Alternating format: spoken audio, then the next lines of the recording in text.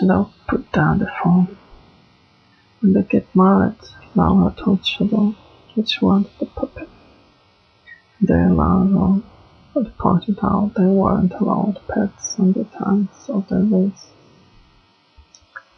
Shadow said, "Happy old puppy, what do you want me to do?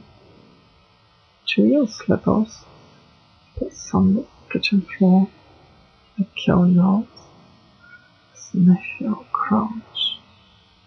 I bet there's nothing a puppy can do I can't do." And he picked up, as if she weighed nothing at all, and began to lick her nose while she giggled and shrieked. And then he carried her to the bed. In the fruit house song, Rachel silver over to Shadow and smiled, showing his old teeth. He sat down beside Shadow and began to eat his macaroni and cheese. "We got to talk," said Sam Festishaw. Sam Festishaw was all the blackest man that Shadow had ever seen. He might have been 16. He might have been 80. And again Shadow had met 30 years old crackheads who looked older than Sam Festishaw. Said Shadow. "Storm's on the way," said Sam. "Feels like it," said Shadow. "Maybe I'll snow soon." "Not that kind of storm. Bigger storm. That coming. I tell you, boy, you're better off in here than you're out in the streets when the big storm comes." "Then my time," said Shadow. "Friday, I'm gone." Sam Festishaw stared at Shadow. "Where are you from?" he asked. "Eagle Point, Indiana." "You're a lying fuck," said Sam Festishaw. "I mean, originally, where are your folks from?" "Chicago," said Shadow. "His mother had lived in Chicago as a girl and had died half a lifetime ago. Like I said, big storm coming. Keep your head down, Shadow boy. It's like, what do they call those things? Continents right around? Some kind of plates? Tectonic plates?" Shadow hazard. "That's it, tectonic plates. It's like when they go riding. When North America goes riding into South America. You don't want to be in the middle, dig me? Not even a little." One brown eye closed in a snow wink. "Hell, don't say I didn't warn you," said Sam Festishaw, his spoon trembling lump of orange jello into his mouth. "I won't." Shadow spent the night half awake, drifting in and out of sleep, listening to his new cellmate grunt and snore in the pond below him. Several sails away, a man winged and hauled, soft like an animal, and from time to time someone would scream at him to shut the fuck up. Shadow tried not to hear. He let the empty minutes wash over him, slowly and slow.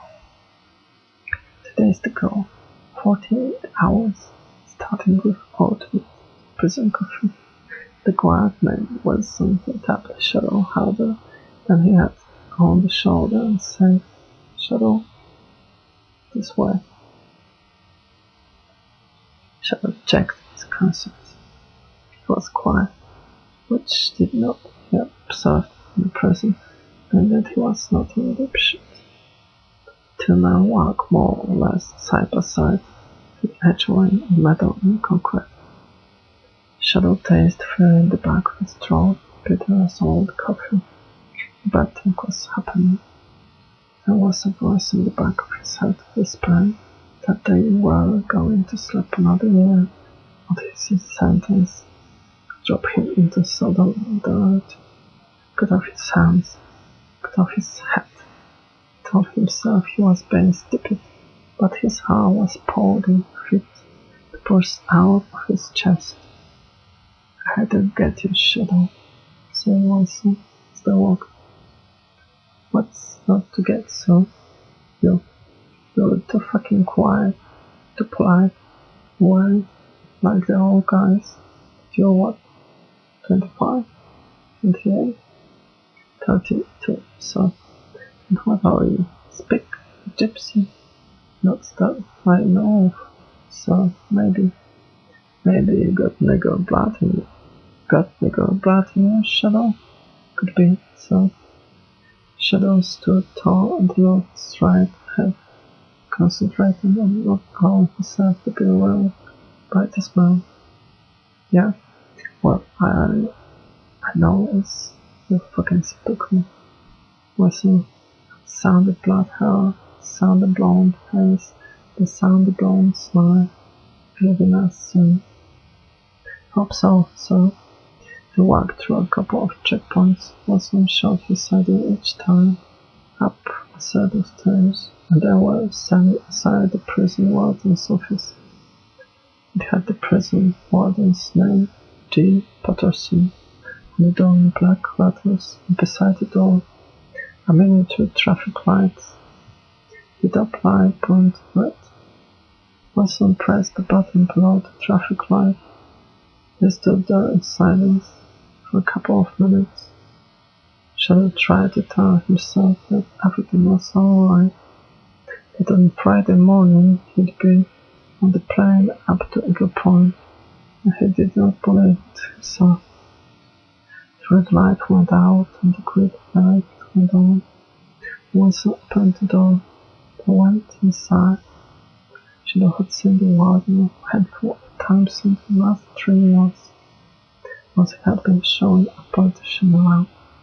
Once, during lockdown, the warden had spoken to them in groups of 100, telling them that the prison was overcrowded, and that since it would remain overcrowded, they had better get used to it. Up close, Patterson looked worse. His face was oblong, with grey haircut, with a military Bristol cap. It smelled of Old Spice. Behind him was a shelf of books, each with word prison in the title. His desk was perfectly clean, empty, but for a telephone, over 2 of the pages. Far side calendar had a hearing aid in his radio. "Please, sit down." Shadow sat down. Wilson stood behind him. The warden opened the desk drawer and took out a file, placed it on his desk. "It says here you were sentenced to 6 years for aggravated assault and battery. You served 3 years. You were due to be released on Friday." Wow! Shadow felt his stomach lodge inside him. He wondered how much longer he was going to have to serve. Not a year, 2 years, not 3. All he said was, "Yes, sir." The warden licked his lips. "What did you say?" I said, "Yes, sir." "Shadow, we're going to be releasing you later this afternoon. You'll be getting out a couple of days earlier." Shadow nodded, and he waited for the other shoe to drop.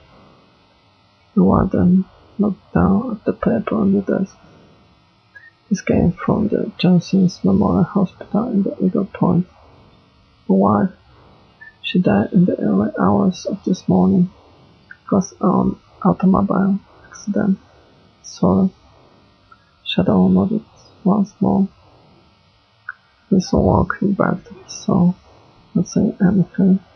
He locked the cell door and let Shadow in. Then he said, "It's like one of them good news, bad news jokes, isn't it? Good news, we're letting you out early. Bad news, your wife is dead." He went half, as if he was genuinely funny. Shadow said nothing at all. number, he packed up his possessions, gave most of them away, left behind long keys, letters, and the book of coin tricks. Away from momentary punk, he abandoned black metal disc he had smuggled out of the workshop, which had sold him for coins. There would be coins, real coins, on the outside, shaved. He dressed in civilian clothes. He walked through door after door, knowing that he would never walk back through them again, feeling empty inside. The rain has started to gust from the grey sky, a freezing rain. Pellets of ice stung shadows face, where the rain soaked the tin overcut, and they walked toward the yellow school bus that would take them to the nearest city. By the time they got to the bus, they were soaked. 8 of them were leaving, 1,500 still inside. Shadows sat on the bus and shivered until the hatters started walking, wondering what he was doing, where he would go now, because images filled his head, forbidden. In his imagination, he was living another prison long ago. He had been imprisoned in a lightless room for far too long. His spirit was wild and his hair was tangled. The guards had walked him down a grey stone stairway and out into a plaza filled with brightly colored things, with people and with objects. It was a market day and he was dazzled by the noise and the color, squinting at the sunlight that filled the square, smelling the salt wet air and all the good things of the market. On his left, the sun glittered far from water. The bus shuddered and howled at the red light. The wind howled about the bus, and the whispers slushed heavily back and forth across the windshield, smearing the city into red and yellow neon wetness. It was early afternoon. It looked like night through the glass. "Shit," said the man in the seat behind shadow wrapping, going to the station from the window with his hand. Stand, the wet figure hurrying down the sidewalk. "There's pussy out there." Shadow swallowed. It occurred to him that he had not cried yet, but in fact felt nothing at all. No tears, no sorrow, nothing. He found himself thinking about the guy named Johnny Lodge. It shared the sorrow with when he'd first been up inside.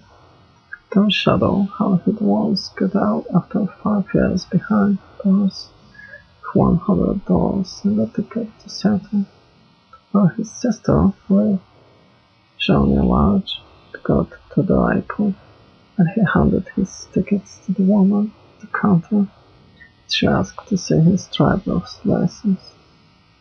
He showed her expired a couple of years earlier. She told him it was not a valid ID. Told her it might not be valid as a driver's license, but it sure as hell was fine identification, and damn it, who else did she think he was if he wasn't him? She said she'd thank him to keep his voice down. Told her to give him a fucking boarding pass or she was going to regret it, and that he wasn't going to be disrespected. He didn't let people disrespect you in prison. And she pressed the button, and a few moments later the airport security showed up.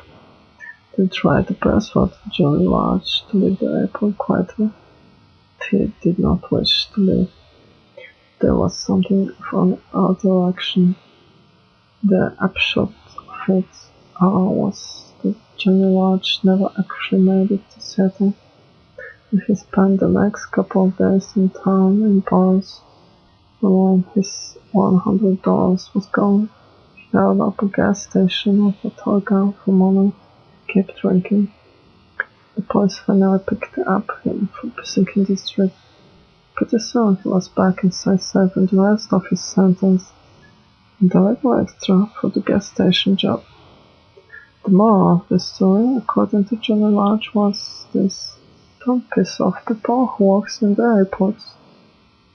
You're sure it's not something like the kind of behavior that works in a specialized environment, such as prison, confined to work, and in fact become harmful when used outside such an environment, said Shadow when Johnny Lodge told him the story. No, listen to me, I'm telling you, Mel, said Johnny Lodge. Don't piss off those bitches in the airports. Shadow hustled at the memory. Some driving license has 7 months still to go before it's expired. Bus station, everybody out. The body stunk of piss and soap beer. Shadow climbed into a taxi and told the driver to take him to the airport. He told him that there was an extra $5 if he could do it in silence. They made it in 20 minutes and the driver never said a word. The Shine was stumbling through the brightly lit airport terminal. He should have worried about the whole air ticket business. He knew he had a ticket for a flight on Friday, but he didn't know if it would work today. And if it actually seems fundamentally much to Shadow, unreliable, to evaporate at such a moment.